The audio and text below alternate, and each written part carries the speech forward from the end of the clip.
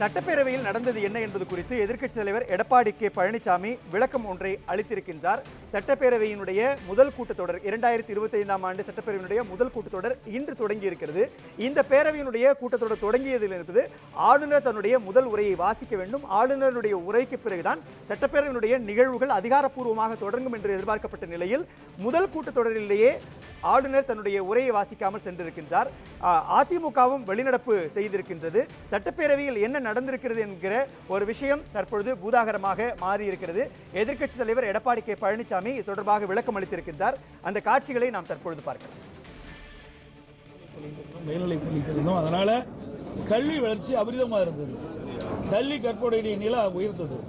அதே போல அதிமுக ஆட்சி இருக்கின்ற பொழுது மத்திய அரசு 2030 நிர்ணயிக்கப்பட்ட அந்த இலக்கை 2019-20லேயே உயர்கல்வி படிக்கக்கூடிய எண்ணிக்கை உயர்த்தி இந்தியாவிலேயே முதல் மாநிலம் தமிழ்நாடு என்ற பெருமையை பெற்றது என்பதையும் இந்த நேரத்தில் குறிப்பிட்டு சொல்ல விரும்புகிறேன்.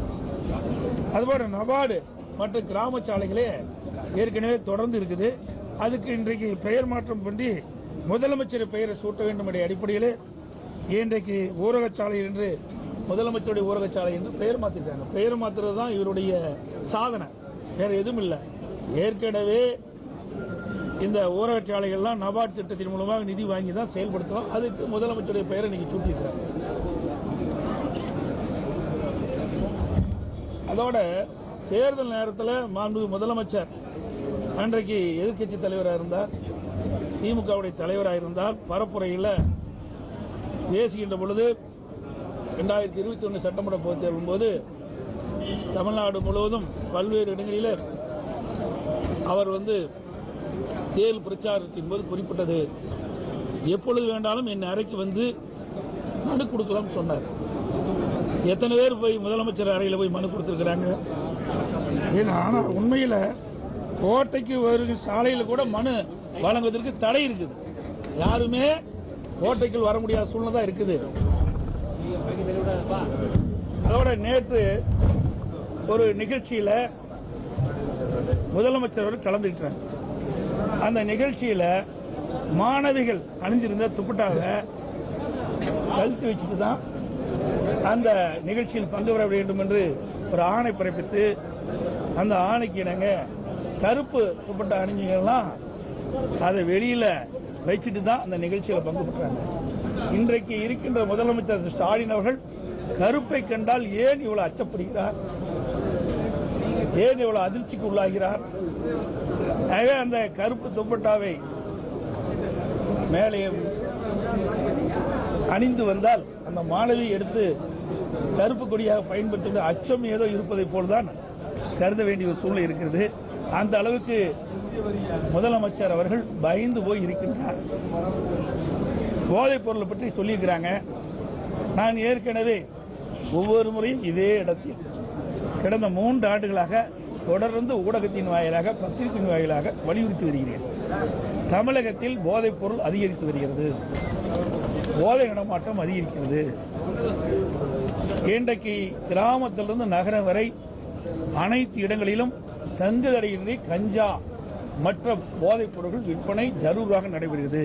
இதை இரும்பு கரம் கொண்டு அடக்க வேண்டும் என்று இன்றைய முதலமைச்சர் ஸ்டாலின் அவரிடம் பலமுறை வலியுறுத்தியிருக்கின்றேன். இந்த விடியா திமுக அரசு எடுத்தும் கோரிக்கை வைத்திருக்கின்றேன். ஊடகத்தின் வாயிலாக, பத்திரிகையின் வாயிலாக, அறிக்கையின் வாயிலாக, ஏன் சட்டமன்றத்திலும் வலியுறுத்தி பேசியிருக்கின்றேன். இதை முறையாக நடவடிக்கை எடுக்கப்பட்டிருந்தால் இதை தடுத்து நிறுத்தியிருக்கலாம். ஆனால் அதையெல்லாம் பொருட்படுத்தாமல் இருக்கின்ற காரணத்தினாலே இன்றைக்கு தமிழகத்தில் போதைப் பொருள் நிறைந்த மாநிலமாக காட்சியளிக்கிறது. இன்றைக்கு முதலமைச்சர் தொலைக்காட்சியின் வாயிலாக குறிப்பிடுகிறார், போதையின் பாதையில் செல்லாதீர்கள், போதையின் பாதையில் செல்லாதீர்கள். இதை நாங்கள் குறிப்பிடுகின்ற பொழுதே 3 ஆண்டுக்கு முன்பே இந்த அரசு எச்சரிக்கையுடன் செயல்பட்டிருந்தால் இன்றைக்கு இளைஞர்கள் மாணவர்கள் பாதிப்புக்குள்ளாயிருக்க மாட்டார்கள். இன்னைக்கு எல்லாமே போதைக்கு அடிமையாயிட்டாங்க. இப்படிப்பட்ட நிலையில் தான் இன்றைக்கு முதலமைச்சர் வேண்டுகோள் வைக்கிறார். ஒரு செயலற்ற அரசாங்கத்தை தான் இன்றைக்கு பார்க்கப்படுகிறது. அது மட்டுமல்ல, இந்த கஞ்சா போதையினால் இன்றைக்கு இளம் வயதினர்கள் இளைஞர்கள் கடுமையாக பாதிக்கிறாங்க. இந்த கஞ்சா போதையினால்தான் சிறுமிகள், பெண்கள், வயதான பாட்டி கூட பாலியல் வன்கொடுமைக்கு ஆளாக்கப்படுகிறது. இந்த ஆட்சியில் தான் சிறுமி முதல் பாட்டி வரை பாலியல் வன்கொடுமைக்கு ஆளாகின்ற ஒரு மாநிலமாக தமிழ்நாடு விளங்குகிறது. இது மிக மிக கேவலமானது, வெட்கக்கேடானது என்பதை நேரத்தில் பதிவு செய்ய விரும்புகின்றேன். அது மட்டும் இல்லாமல் இந்த ஆட்சியை பொறுத்த வரைக்கும் இந்த மேதக ஆளுநர் என்பது இன்றைக்கு மாறி போய் இன்றைக்கு சபாநாயகர் உரையாக மாறிடுது. இந்த உரையில் பார்ப்பதற்கு காற்றடித்த பலூன் போல் பெரிதாக உள்ளதை தவிர, பார்ப்பதற்கு காற்றடித்த பலூன் போல் பெரிதாக இருப்பதை தவிர உள்ளே எதுவும் இல்லை. ஆளுநர் உரை மாற்றப்பட்டு இன்றைய தினம் சபாநாயகர் உரையாக காட்சியளிக்கின்றது. இந்த உரையில் திமுக அரசின் சுய விளம்பரம் தேடிக் கொண்டிருப்பதை தவிர இதில் வேறு எதுவும் இல்லை.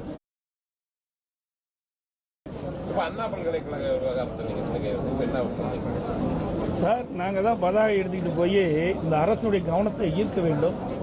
இனியும் இந்த அரசு தூங்கிக் கொண்டு இருக்கக்கூடாது என்ற விழிப்புணர்வை ஏற்படுத்த வேண்டும் என்றுதான் அந்த பதாகை கொண்டு போகும். யார் அந்த சார்?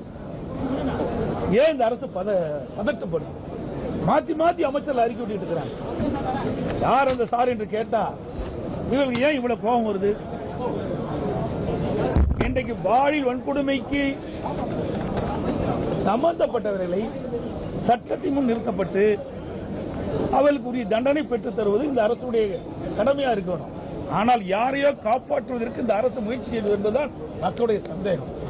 அதனாலதான் இன்றைக்கு ஒட்டுமொத்த தமிழகம் மட்டுமல்ல, இந்தியாவிலேயே யார் அந்த சார் என்று கேட்கின்ற அளவிற்கு மக்களுடைய குரல் ஒலித்திட்டு இருக்கு. சார், இப்போ ஒவ்வொரு ஆண்டும் அரசு தயாரித்து கொடுக்கக்கூடிய உரையை தான் ஆளுநர் வாசிக்கிறது மரபாவே இருக்கு. இந்த முறை ஆளுநர் உரையை முழுமையா புறக்கணிச்சுட்டு போயிருக்கிறத முன்னாள் முதலமைச்சரை நீங்க எப்படி பாக்குறீங்க? ஆளுநர் புறக்கணித்து போல திட்டமிட்டு ஆளுநரை உரையாற்றக்கூடாது என்று ஒரு நோக்கத்தோடு செயல்பட்டுக்கிறார். அவங்க என்ன சொல்றாங்கன்னா, தமிழ் தாய் வாழ்த்து தேசிய கீதம் பாடாதனாலதான் போராடினாங்க. ஆனா இங்கே தமிழக அரசுடைய மரபுப்படி என்ன சொல்றாங்க, தமிழ் தாய் வாழ்த்து முதலிலும் கடைசியா தேசிய கீதம் பாடுவது மரபுன்றாங்க. நீங்க முதல்வராக இருக்கும்போது ஒவ்வொரு முறையும் உங்களுக்கு ஊடகத்துக்கும் பத்திரிகைக்கும் வெளியிட்டு தான் இருக்கிறாங்க. அது ஒவ்வொரு முறையும் என்ன மரபை கடைபிடிக்கிறாங்களோ அதே முறையை தான் நம்முடைய தமிழ்நாடு சட்டப்பேரவை கடைபிடிச்சிட்டு வருது.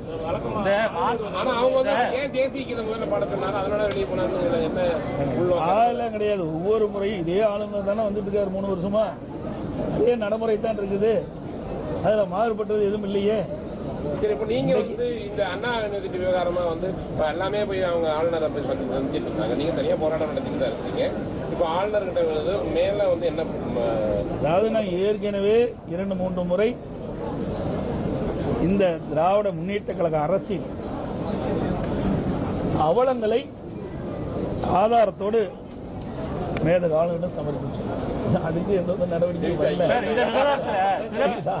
அதனால சட்டப்பூர்வமா நடவடிக்கை எடுக்க வேண்டும் என்ற அடிப்படையில் தான் அனைத்து இந்திய அண்ணா, நீங்க எல்லா பத்திரிகை ஊடக நம்பர்லயும் ஒரு தவறான செய்தி வெளியிட்டிருக்கிறீங்க. ஒரு சில ஊடகத்தை இது தானாக நீதிமன்றம் இந்த அண்ணா பல்கலைக்கழக மாணவி வழக்கை எடுக்கல. அனைத்து இந்திய அண்ணா திராவிட முன்னேற்ற கழகத்துடைய பெண் வழக்கறிஞர்